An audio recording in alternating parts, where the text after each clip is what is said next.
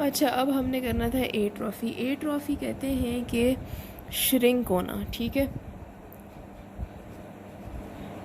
अच्छा, अब ये वर्ड श्रिंक है, याद रखना, किसी चीज़ के छोटे होने को, किसी चीज़ के डेड होने को एट्रॉफी नहीं कहते, ठीक है। मरना नहीं, सिर्फ साइज़ में छोटा होना। अब कोई भी सेल्स अगर साइज़ में छोटे हो रहे हैं, क्यों होंगे? क्योंकि उनके अंदर जितना भी सब्सटेंस होता है उस सब का लॉस हो रहा है, ठीक है। उस लॉस ऑफ सब्सटेंस की वजह से सेल का साइज़ छोटा होता है, इसको हम एट्रॉफी कहते हैं। अब जब एक ऑर्गन ले लो, कोई लिवर ले लो, लिवर में बहुत सारे जब सेल्स की एट्रॉफी होना शुरू हो जाएगी तो ओवरऑल लिवर पे क्या इफेक्ट होएगा? उसका साइज़ छोटा हो जाएगा जितना था उससे। तो इस तरह से पूरा ऑर्गन भी इफेक्ट होता है, रिड्यूस होता है साइज़ में, लेकिन डेड नहीं होता, ठीक है। अब इसके कॉजेज़ में क्या आता है?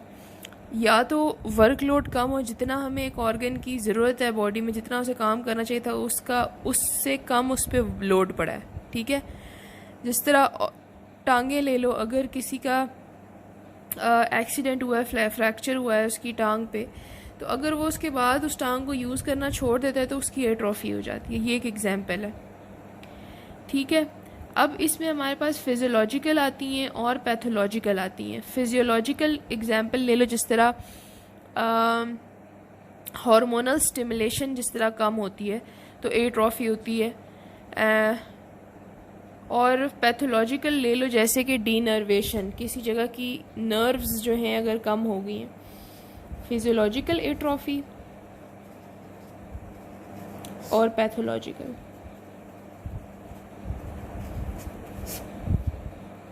बेसिकली ये फिजियोलॉजिकल और पैथोलॉजिकल जो हैं ये एट्रोफी की टाइप नहीं, ये स्टिमुलाई की टाइप हैं जो एट्रोफी करवा रहे हैं, ठीक है। फिजियोलॉजिकल में एग्जांपल में आप मेनोपॉज ले सकते हो, और पैथोलॉजिकल में एग्जांपल में डीनर्वेशन, कहीं की नर्व सप्लाई कट ऑफ हो गई है तो वहाँ पे एट्रोफी स्टार्ट चाहिए क्योंकि वहाँ की नर्व सप्लाई कम हो गई है। अच्छा, अब ये एक सेल है, ठीक है, इसके अंदर प्रोटीन सिंथेसिस भी हो रही है और प्रोटीन डिग्रेडेशन भी हो रही है।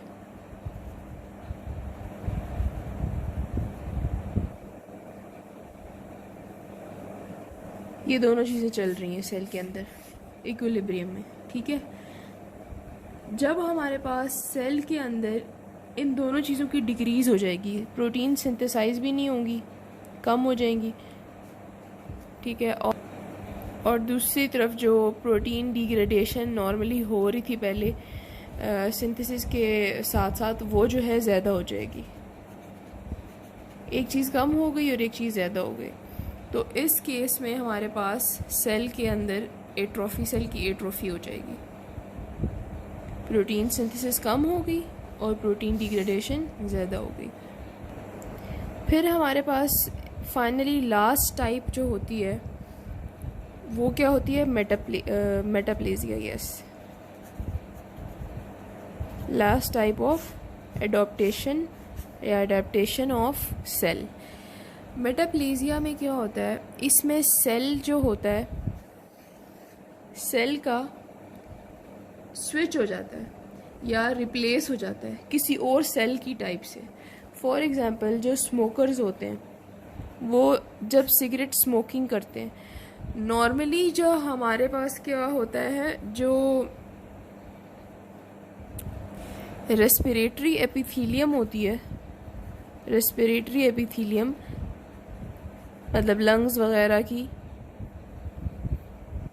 उसमें हमारे पास क्या होता है, लंग्स, ट्रैकिया वगैरह की जो एपिथीलियम होती है नॉर्मली ट्रैकिया की, वो इस तरह से हमारे पास होती है। कलमनर सेल्स होते हैं, ठीक है, कॉलम शेप्ड सेल्स।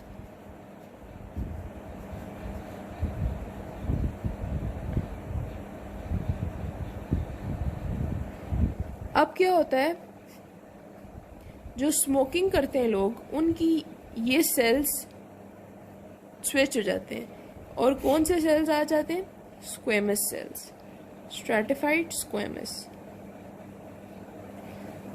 अब इस स्विच होने की वजह क्या होती है? स्मोक करते हैं वो, ये वजह होती है। क्यों?